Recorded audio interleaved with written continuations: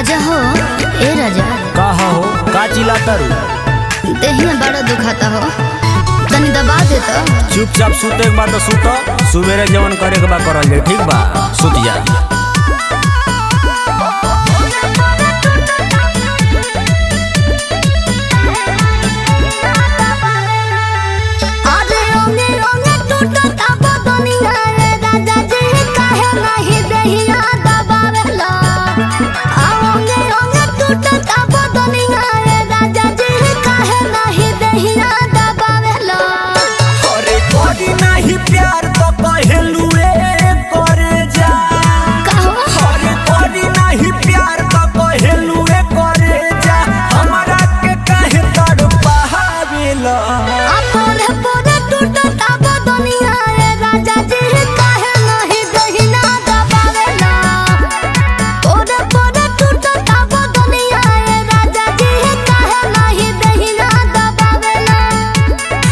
काहे कपार खातर बेबी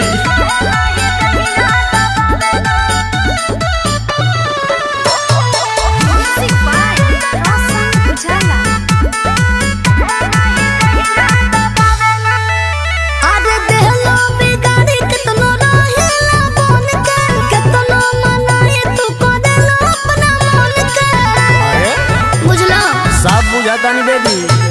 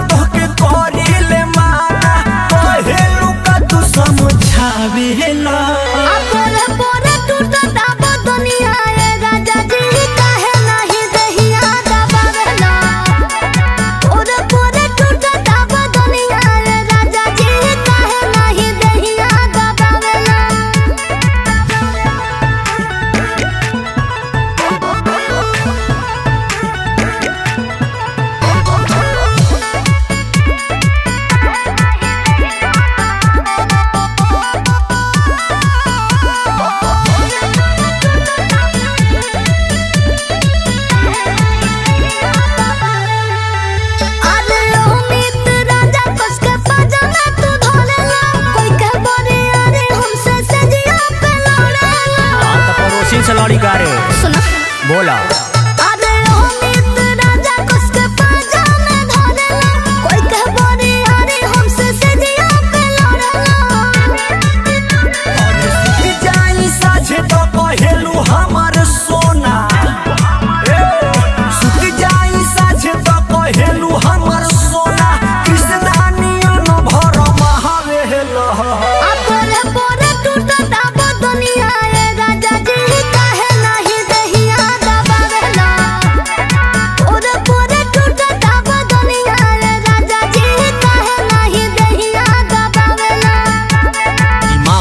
करबे तो तोर टेटुआ दबा दे।